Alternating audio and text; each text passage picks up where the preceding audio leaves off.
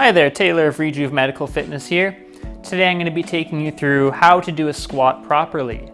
The squat is a seemingly pretty simple technique, but it's actually quite a complex movement once you break down all the parts of it. So hopefully you guys are ready to learn. We'll go through all the little details of it now.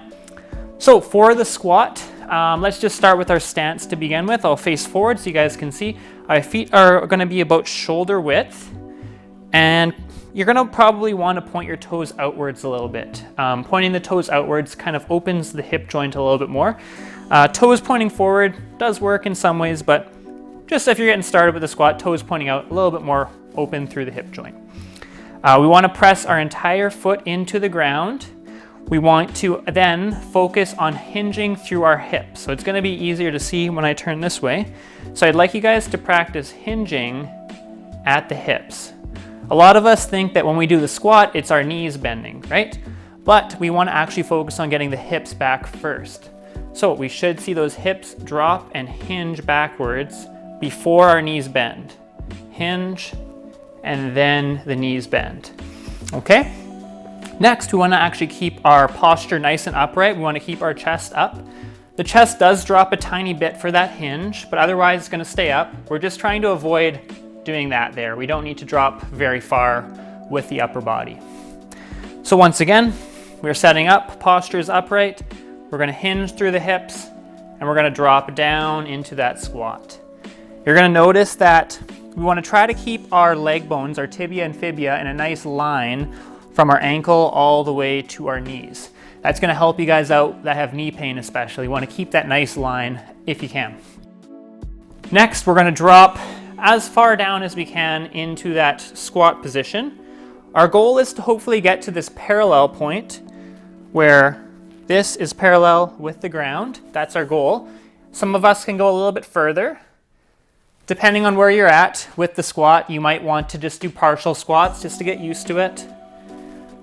Or you might want to do some assisted squats. So you use a chair or just a countertop, and you're just going to assist yourself down into that squat position.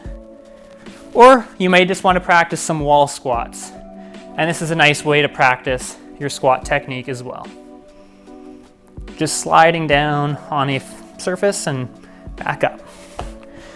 A lot of people say that the knees shouldn't go past the toes. To a certain extent, that is true.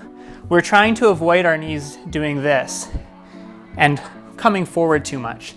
That's going to be really bad on your knees, so that's why people say that. But technically, if we are squatting at a certain depth, when we get low enough here, you're going to see that my knees actually kind of do go above my toes, and I don't actually maintain that line there, okay? That's actually normal. When we get into a low enough position with the squat, you can't avoid that. So, another really important one as well is don't allow the knees to cave inwards. That's a really important one.